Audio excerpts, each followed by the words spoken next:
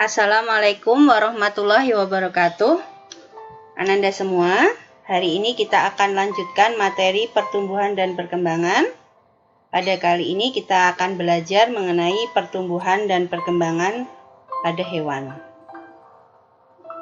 Pertumbuhan dan perkembangan pada hewan itu dapat dibedakan menjadi dua tahapan atau dua fase. Yang pertama itu adalah fase embrionik. Yang kedua itu adalah fase pasca embrionik. Fase embrionik itu adalah fase pertumbuhan sigot hingga terbentuknya embrio.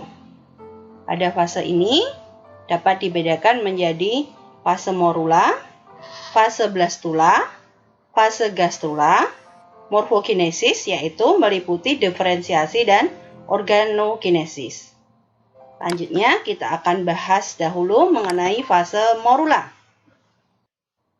Pada fase morula itu diawali oleh fase pembelahan atau cleavage, yaitu pembelahan sigot membelah secara mitosis menjadi banyak blastomer.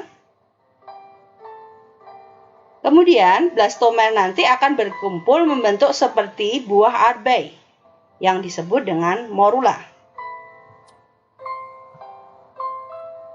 Berikutnya adalah fase blastula. Pada fase blastula itu akan terjadi blastulasi sel-sel morula membelah dan morula itu nanti akan membentuk rongga atau yang disebut dengan blastosol. Rongga blastosol itu berisi air yang disebut dengan blastula. Sehingga ciri dari fase blastula itu adalah terbentuknya rongga blastosol yang berisi air atau blastula di antara kutub fungsional dan kutub vegetatif. Yang berikutnya adalah fase gastrula. Pada fase gastrula itu terjadi proses yang namanya gastrulasi. Gastrulasi itu adalah proses perubahan blastula menjadi gastrula. Pada fase gastrula itu ditandai dengan blastosol yang mengempis atau bahkan menghilang sehingga terbentuk lubang blastopol yang nanti akan berkembang menjadi anus dan terbentuk ruang atau gastrosol. Terbentuk ruang atau gastrosol, nama lain gastrosol adalah arkenteron yang nanti akan berkembang menjadi saluran pencernaan. Pada fase gastrula itu ditandai oleh terbentuknya ektoderm, lapisan embrionik ektoderm, mesoderm, dan endoderm. Sehingga dikatakan 3 lapisan atau tripoblastik.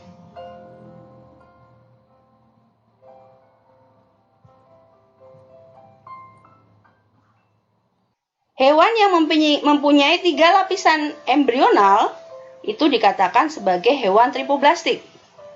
Ada 3 kelompok hewan tripoblastik.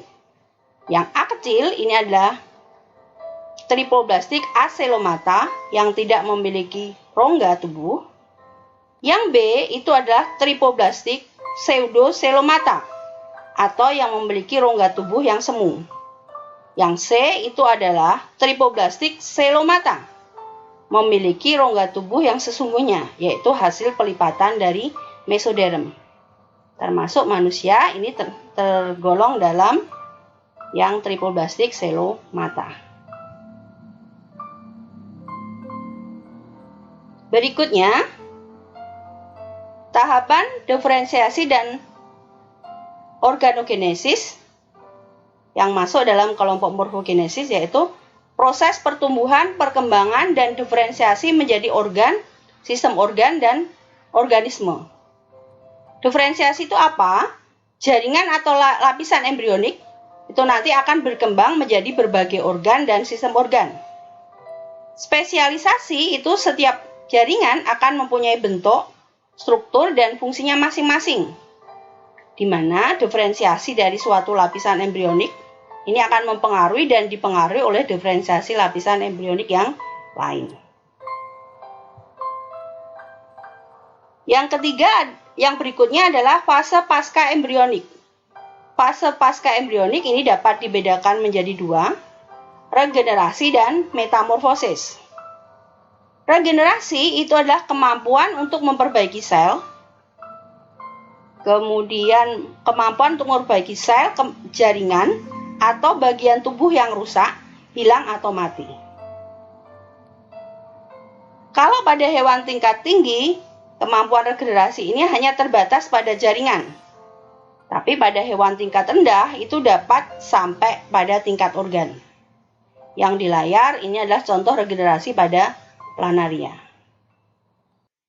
Berikutnya adalah metamorfosis. Pada metamorfosis itu pada serangga dan pada katak. Pada serangga itu ada yang namanya ametabola.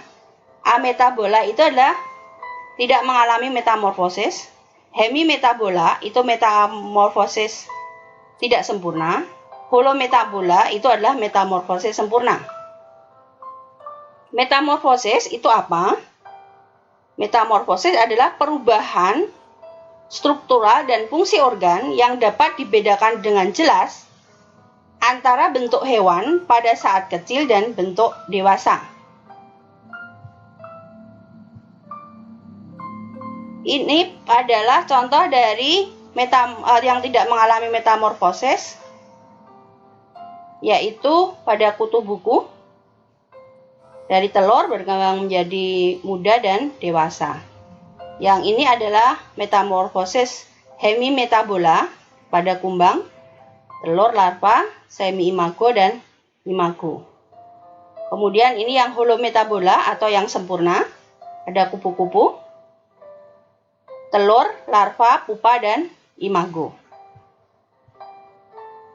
Kemudian metamorfosis pada katak. Itu adalah metamorfosis sempurna dari telur, berudu atau cebong, katak muda, dan katak dewasa. Demikian Ananda, kita sedikit membahas mengenai pertumbuhan dan perkembangan pada hewan. Untuk materi berikutnya kita akan mencoba untuk latihan soal. Terima kasih. Assalamualaikum warahmatullahi wabarakatuh.